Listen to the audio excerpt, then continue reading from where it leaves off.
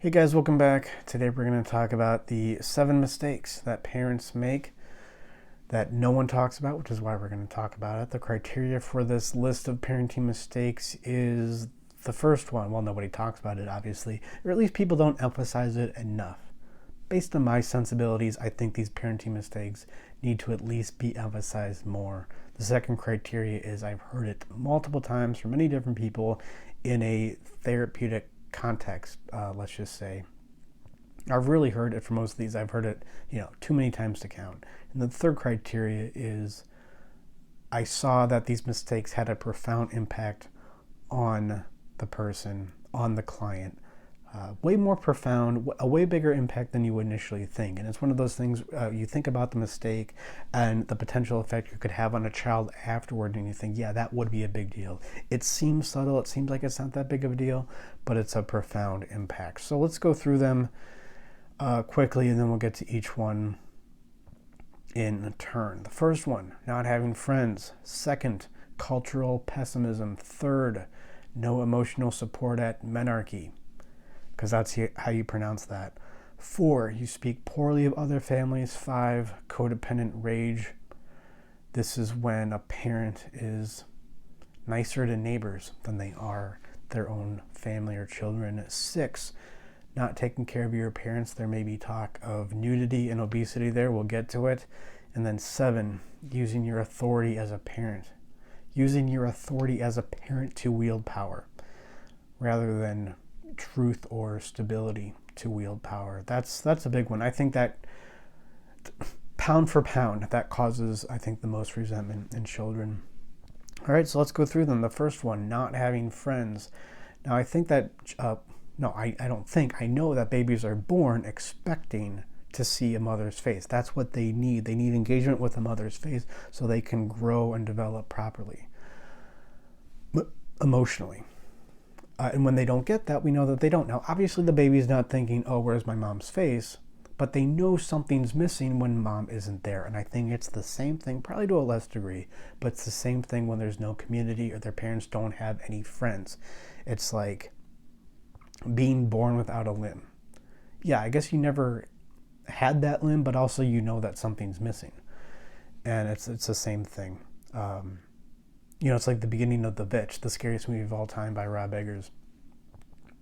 That movie begins with the family being expelled from the society. That's when their neuroses comes out. That's when nature, that's when the woods engulf them in the form of, concretized by the witch. Yeah, it just creates the sense that something is wrong when there's no community, when your parents don't have any friends. And I think what all these mistakes do, and why they can, in fact, have a profound impact on the child, even though they don't seem like it's that big a deal, is because it puts the child in a state where they know something's wrong, but they don't have the conceptual faculty to understand it. So it brings up emotions that they don't know how to understand and process. So it just creates this feeling of being in a prison, but it's a prison you can't see. You can't see the bars, you can't see the walls. So all you can do is go to your room, if you're a child, and scream or whatever your version of screaming is. Maybe it's like going in a closet and reading a book. That could be a version of screaming. Okay, so that's the first one, not having any friends. The second one is cultural pessimism, or the communication that the world is going to be just worse off for your children than it was for you. This kind of dovetails into not talking about politics with your children, but this is a little bit different. Yeah, obviously you don't talk about politics. You don't have your cultural laments. It's both grooming. Even if your politics and cultural laments are correct, even if you're correct, it's still grooming because you are introducing your children to ideas, to concepts that they're not ready to handle. So they will experience anxiety that they're not ready to feel. Now, you think you're preparing them, you're really just indoctrinating them. I mean, I hope this is obvious, at least at this point. Like, yeah. And put your garbage in the garbage can, people. I can't stress that enough. Don't just throw it out the window. Okay. Simpsons, Home Sweet Diddly Doodly. Nobody cares. Okay, and then the third one is no emotional support at menarche. Forever, I just pronounced it monarch. I swear, that's how he pronounced it in grad school. I wasn't the only one, but I think it's pronounced menarche anyway. This is when a girl gets her first period.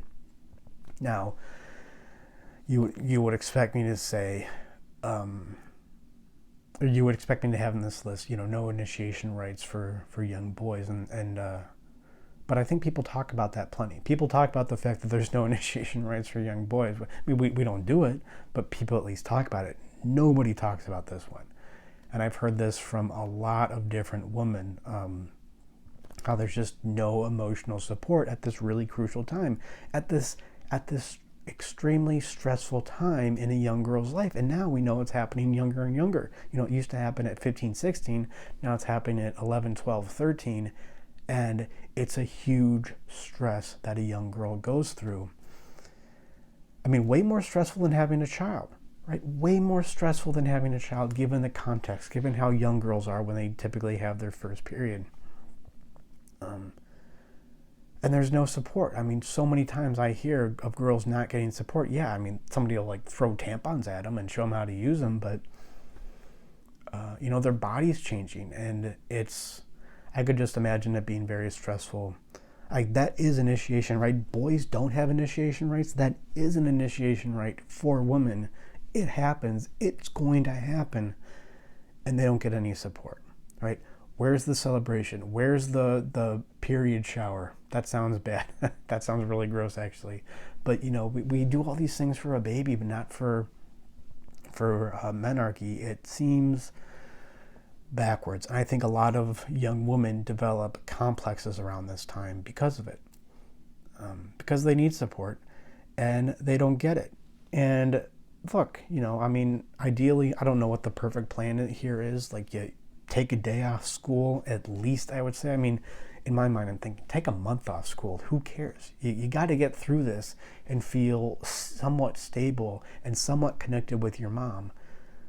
As a result of it. In fact, more connected. Yeah, obviously you show your daughter how to use tampons and whatever and what's going on, but more fundamentally, I think this is about, seeing a mother's face is species expected. Having a community when you're born is species expected. Becoming better friends, becoming a friend with your mom at this time, I would argue, is species expected for the 13-year-old girl. That's the support, is now your mom is your friend. I mean, she's still your mom, right? She's still your mom, but she's becoming more of a friend. So, hey, maybe some of the work that you did in step one of making friends may have some payoff here. Be a good friend to your daughter. Be vulnerable. Tell her about your menarche and what you went through and what to expect and all these things and, what's going on. And I've just heard too many times, I know it happens. I know moms still do. We have a quinceañera. I don't know. That's a party. It's not really the same thing. I'm talking more about more support. At least as much support as we would give new moms. Same thing. All right. Now, the fourth mistake that parents make that nobody talks about is when you speak poorly of other families. Now, usually when we talk badly about people, it's because, it may not be because they are better than we are, but it's at least the fact that they're better than we are. If they have more money, more happiness, usually it's more money, right? But it always comes off as jealous and weak. Now, we have this thing in society where we think, okay, it's not okay to punch down to somebody who's lower socioeconomic class, which may include race and ethnicity, whatever. We have this whole belief system. That it's okay to punch up at people who are better. It's always okay to make fun of Elon Musk because he's Elon Musk and he's a billionaire, whatever. That's your crazy progressive worldview, a worldview you concocted, principles you've concocted to help you manage anxiety that you don't know how to manage. Children haven't concocted that worldview yet. When they see you making fun of whatever your friend's dad because he drives his Mercedes. You go, oh, what's he compensating for? When they see you make those jokes, it doesn't come off as somebody who's punching up and just what we do in society. It comes off as jealous and weak. And again, a child isn't thinking this is jealous and weak, but it just gives them a sense that something's wrong, something they're not conceptually ready to handle. So it introduces them to feelings that they're not ready to handle. But again, it's like that being in a prison where you can't see the bars, so all you can do is scream. Right. And this is what dysfunctional families run on. If you ever see a family and they're just don't have it together, you think, why aren't they not changing? Like, what's going on? It just seems like a total mess. The reason is self-righteousness or drugs, but self-righteousness too. Dysfunctional families run on self-righteousness. So if you're feeling self-righteous, all those dysfunctional families out there and their self-righteousness problem, see, we don't have that problem. We don't have a self-righteousness problem because we're better than them. Right? See how easy and fun this is? Anyway, the fifth one is codependent rage. This is when someone is nicer to their friends, neighbors, and even nicer to just complete strangers than they are their own family. I've heard that story a lot. Like, dad was always really nice when the neighbor came over, but he was always snapping at us. Or dad was in the middle of yelling at us or snapping at us. Then the neighbor, then his friend came over and he was really nice. He turned into a completely different person. He became a different father. That is always very sad for the children to see. And why is it codependent? Why is the rage codependent? Because the parent, whoever it is, they don't need the neighbor to be a certain way for them to feel okay. They don't need the stranger who they pass on the street to be a certain way for them to feel okay. Your parent needs you to be a certain way for them to feel okay. That's the codependent fantasy, is you're going to change. Somebody else out there is going to change in some way, and I'm going to feel okay. And that's going to make me better. That's what I need to feel better, is for you to be a certain way. Your mom or dad, they don't have those issues with some stranger, but they have those issues with you. And talk about putting a kid in some kind of prison they can't define. All they can do is scream, right? Or maybe it's not that. I mean, maybe the parent just has a lot of resentment or a lot of rage and they don't know how to handle it and they just want to displace it on something else. Okay, that's fine. If that's you, then just displace your anger, but don't do it on your kids because that's easier and they're not going to fight back. Get in a fight at church because some guy's wearing flip-flops. That's way better. That's markedly better way of handling that rage that you're not going to process yourself than to just hold it in and then be grumpy with your kids at dinner, right? Okay, so that's codependent rage. Watch out for that. And then the sixth one is not taking care of your appearance. Again, I think people talk about this, but again, not enough for my sensibilities dictate. Don't be overweight. Not too overweight. Obviously, you're a parent. You're not going to go walk around, with a six-pack or anything. But when it comes to being, obese, tell yourself whatever you want. Same thing with punching up or punching out. Tell yourself whatever you want and what it's okay to do. Kids don't get it. Tell yourself that body positivity is the right thing. Your kid sees you not active. Okay, more Simpsons references here. Just like at the beginning of King of the Hill when Bart was upset at Homer because he didn't even have the stamina to play capture the flag. Bart just knows. He doesn't need to know anything about obesity and what it does to you. He sees you're not moving. Kids understand gravity. Yeah, Dad, Mom, your joints hurt. You're not getting off the couch because you're overweight. Why can't you do something about it? So take care of yourself. That really matters. Do something with your hair. You obviously don't have to go to the salon every day, but maybe just do something with your hair. Wear a bra. Maybe not have too many holes in your clothes. I get it. It's tough. I had this Cabazon dinosaur shirt. Red, white, and blue Cabazon dinosaur shirt, which perfectly encapsulates everything about me, by the way, when you think about it. And I had to throw it out because it had holes in it, and it just sucks. But that's what you got to do.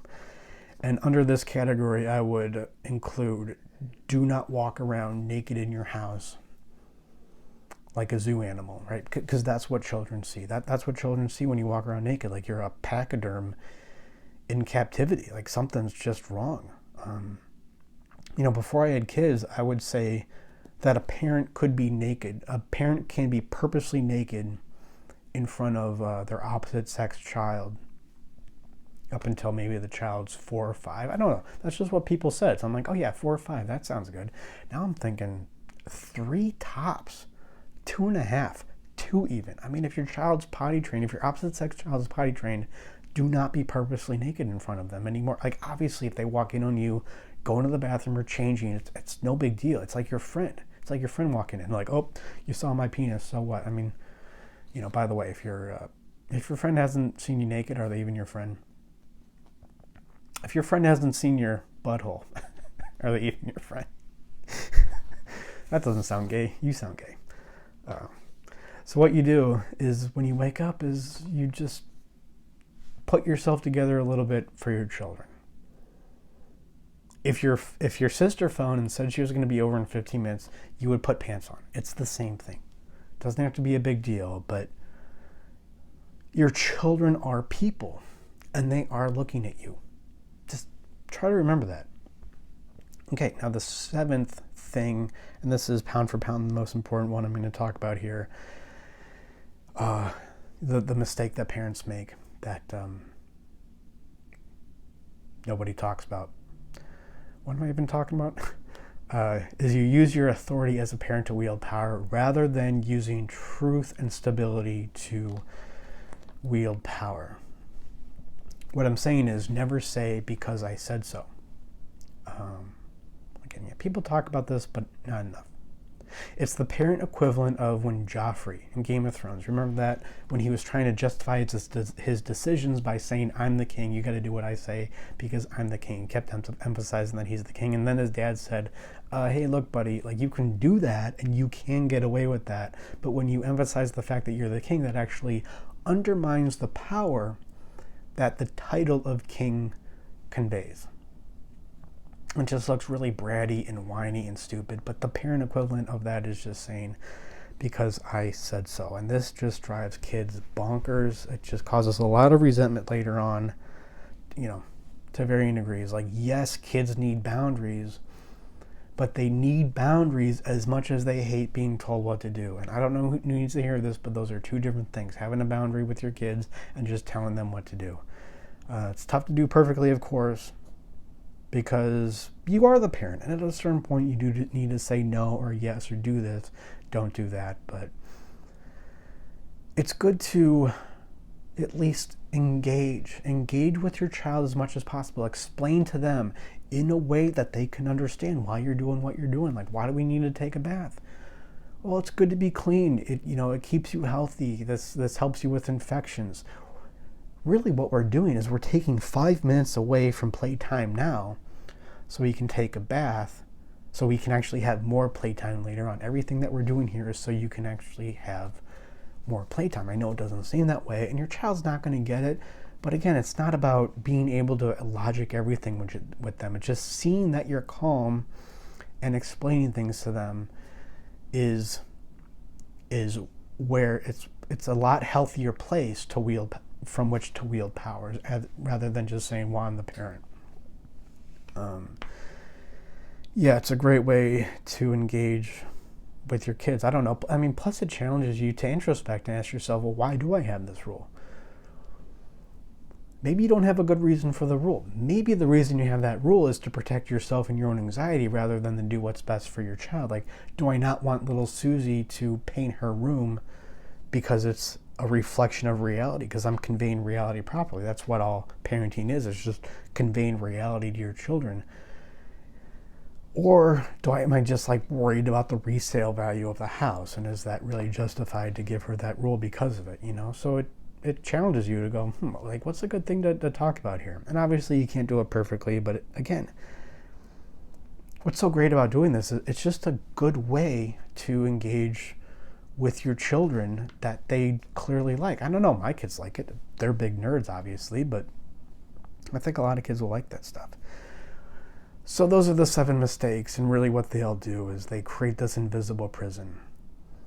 You know, it's one thing when you just beat up a child, like it knows what's wrong, but if it doesn't really, if it can't really see the offense, if it doesn't really have the conceptual faculty to see where the offense is, just kind of feels where something's wrong, it really creates this this dynamic of feeling like you're in a prison that you can't see, and you just want to scream.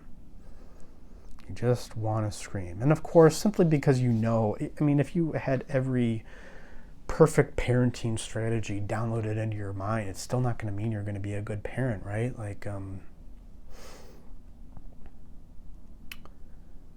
it doesn't mean you're going to be able to do what you think you should do, right? That's why we go to therapy, is so we can create the awareness. We can create what I like to call the emotional bandwidth from which you can do the things that you want to do. So when your child is asking you why, and maybe there's a little bit of a petulant nature in there, but maybe they really want to know why too, you don't just freak out, right? You have managed your unconscious emotions so they don't get triggered by that situation, so you can have your awareness, you can have your like emotional wherewithal in that moment and just calmly explain what's going on as you're gently pushing them in the right direction.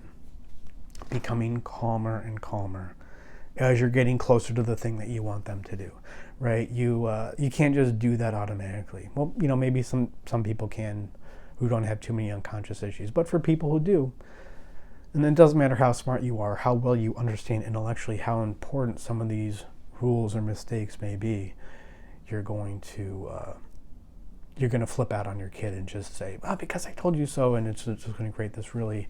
You're going to get them to do what you want them to do, but deep down you're creating all these problems and all these potential future resentments.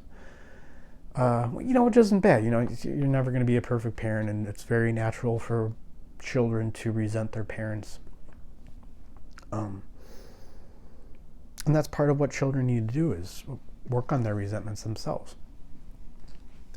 and not make it about their parent. Anyway, kind of getting off track. What I'm saying is, in therapy, we get to this place from which you're more likely to make the decisions you want to make, and that's what, you know, I can help you with here.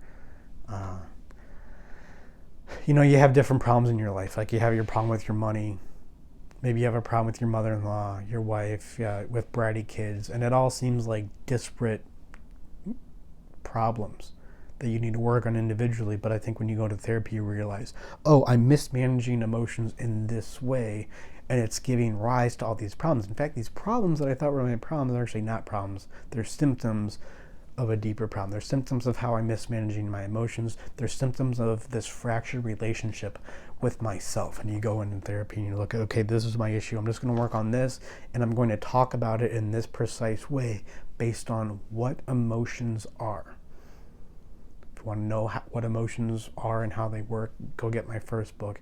And if we just talk through emotions in that way, then how you mismanage emotions, you become more aware of that, and the more aware of that you become, these problems that appear in your life gradually begin to diminish. And you realize, yeah, it was never about, the problem was never with my mother-in-law. It was with how I was triggered, how my issues were triggered by my mother-in-law showing up in my life.